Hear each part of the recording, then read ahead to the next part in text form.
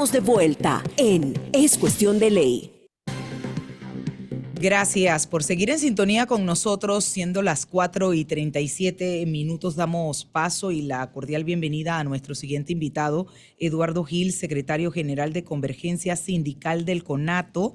Además es miembro de la Comisión Supervisora del Fondo de Ahorro de Panamá, tema del cual vamos a hablar, porque ha surgido un rechazo al proyecto de ley 1141 que reforma la legislación del Fondo de Ahorro de Panamá. Eduardo, bienvenido una vez más a nuestro espacio. Creo que tenemos que contextualizar para todos los oyentes, en primera instancia, hablar en general cuál es el objetivo del Fondo de Ahorro de Panamá. Iniciemos con eso. Bienvenido. Gracias, Edna. Buenas tardes a todos y todas los que escuchan este importante programa. Y gracias por la oportunidad que nos da de poder intervenir en él para un tema tan importante como es el Fondo Ahorro Panamá. Y también para poder aclarar pues nuestra posición, porque se ha señalado mucho que el Consejo Nacional de Trabajadores Organizados es parte de la Junta Directiva del Fondo Ahorro Panamá, y no es así, somos parte de la Comisión Supervisora. En este caso, la delegada por nuestro consejo es la licenciada Ana Patiño, que es una economista especializada en estos campos. Bueno, primeramente señalar que el Fondo Ahorro Panamá se constituye primero como un fondo fiduciario que se construye a partir de los recursos o los dineros que se obtienen a partir de la privatización de las empresas, principalmente el IRRE y el Intel.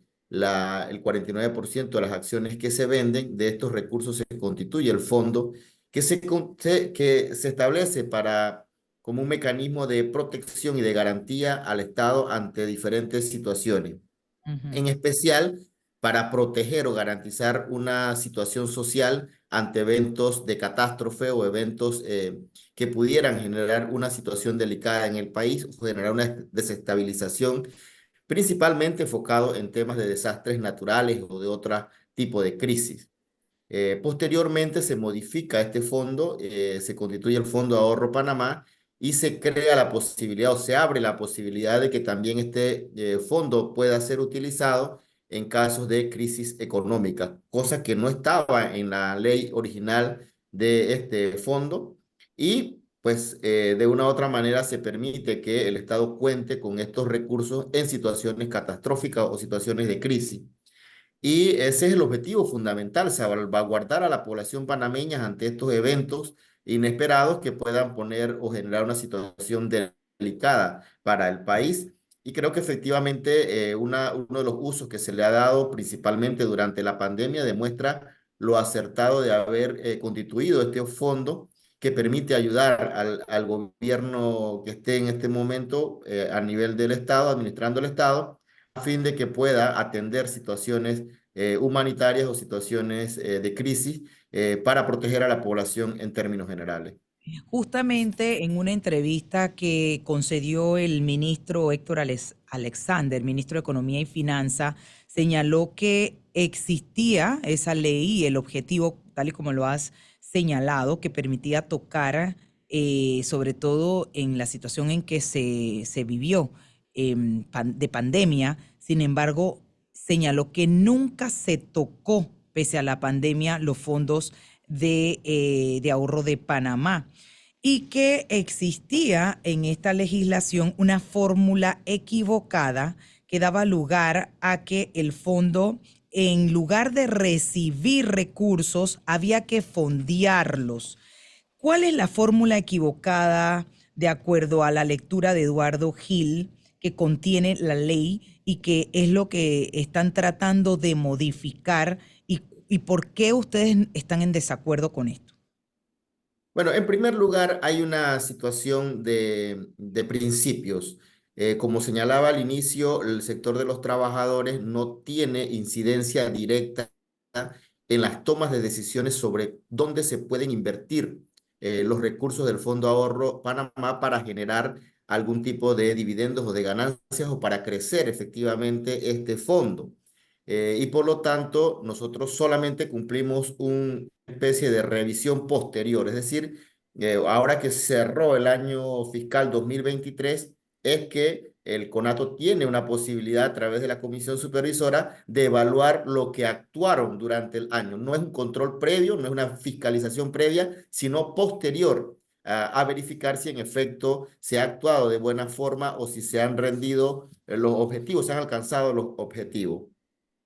Se habla En que efecto, en el eso es una cuestión, esto es una cuestión de principio, ¿no? Pero, por otro lado, también el fondo, cuando el fondo fue modificado para permitir atender crisis financiera, hubo una respuesta del sector sindical en rechazo a esta acción debido a la experiencia internacional que se vivió. La experiencia internacional que se vivió fue que los bancos provocaron la crisis producto de la burbuja inmobiliaria. Sin embargo, los estados que fueron a rescatar estos bancos, lo que terminaron fue financiando bancos privados y no realmente rescatando a las poblaciones que perdieron su vivienda. La población común que tenía sus préstamos hipotecarios perdió su vivienda, quedó con deuda y los fondos públicos fue a rescatar los bancos. Por eso hubo una primera objeción en función de cómo se van a utilizar los fondos del ahorro de Panamá. Por otro lado, en esta nueva modificación, el Ejecutivo envía una propuesta directamente a la Junta Directiva, no pasa por la Comisión Supervisora y va directo a la Asamblea Nacional en un contexto político en el cual hay denuncias persistentes en relación a la utilización irresponsable de los recursos del Estado. Un ejemplo claro ha sido la publicación reciente en donde se señala que más de 141 millones de dólares fueron destinados a auxilios económicos. Entonces, este tipo de actuación irresponsable por parte de los que administran el Estado es lo que pone en alerta al sector sindical en función de que si es necesario abrir un debate en función de cómo mejorar el fondo de ahorro para que le brinde garantías a la población, es un debate que hay que hacerlo y que el contexto político no favorece en este momento este debate. Sobre todo cuando tenemos además un alto nivel de endeudamiento, un alto nivel de clientelismo político, una baja en la calificación de riesgo internacional que ya coloca a Panamá en una situación compleja a partir de la transparencia con la que ha manejado las finanzas públicas y obviamente que no hay una seriedad por parte de la institución responsable de la gestión del Estado que nos dé garantía a nosotros de que va a ser un proceso transparente y por lo tanto se requiere además un amplio debate a la población en torno a cómo y para qué vamos a establecer algún tipo de modificación concreta en el fondo. Esa es una cuestión de principio. Por otro lado, en realidad es una lectura distinta desde nuestro punto de vista, puesto que el Estado dispuso, contrario a lo que dijo el ministro Alexander, de 105 millones de dólares del Fondo Ahorro Panamá para atender temas de vacuna y otras compras de insumos. Eso fue incluso publicado por el gobierno en su momento a la utilización de estos recursos para atender la crisis del COVID-19. Sin embargo, el planteamiento que se hace ahora es desconocer la importancia del fondo y evitar el pago que debió de haberse hecho desde el año 2018 hasta la fecha y que asciende a 1.312 millones de dólares que el Estado tendría que haberle pasado al Fondo Ahorro Panamá, que provienen justamente de los aportes del Canal de Panamá y que no se han hecho, que no se hizo a finales del año del gobierno anterior y que no se ha hecho durante toda la gestión del actual gobierno. Pero entiendo, Eduardo, que el 2023 el patrimonio del fondo asciende a 1.400 millones de dólares. Y señala el ministro de que, a ver, con esta fórmula equivocada, son 1.000 millones que el gobierno tenía o tendría que mandarle al fondo, pues para que se vaya acrecentando ese fondo y imagínate, en momentos difíciles como estos. Yo quisiera entender un poco qué es lo que se busca corregir, porque fue muy enfático el ministro Héctor Alexander en señalar que lo que se pretende es corregir precisamente un error en esa fórmula que haga que el fondo haga frente no solamente a los problemas sociales, sino que más allá de fondearlo, también se pueda, pues, o quizás no sé, realmente quiero a ver, me saques de esa duda o ese error que pudiéramos tener muchos, que de una vez la gente brincó y dice, caramba, esa plata se va a tomar, se va a agarrar, quién sabe qué van a hacer con ella. Y quiero entender realmente tú como parte de esa comisión supervisora del Fondo de Ahorro de Panamá, cuál es la fórmula o por qué esa fórmula está equivocada y qué es lo que se persigue o se pretende con la modificación. Mira, en realidad aquí se manejan datos imprecisos, porque cuando estamos hablando de los 1.300 millones de dólares que el Estado le debe al Fondo Ahorro de Panamá, no es que le debe a partir del año 2023. Se debe ese monto porque hay un acumulado desde el 2018 cuando los recursos debieron haberse aportado y no se hicieron. Es decir, obviamente que si nosotros miramos el monto actual, se ve como una gran cantidad de dinero, pero es un proceso acumulado. Es decir, que si el Estado hubiera cumplido su responsabilidad, ese recurso ya estuviera acrecentando el Fondo de Ahorro de Panamá para enfrentar justamente la crisis. Desde el momento en el que se fundó el Fondo de Ahorro Panamá, no se ha tenido ninguna dificultad en su funcionamiento y en su mecanismo de acumulación, salvo, y ahí sí debemos enfatizar en eso, las críticas que nosotros tenemos en base a que, por ejemplo, tenemos una gestión de inversiones, un manejo de inversiones que tiene que hacerse a nivel internacional, no se permite utilizar los recursos en inversiones locales.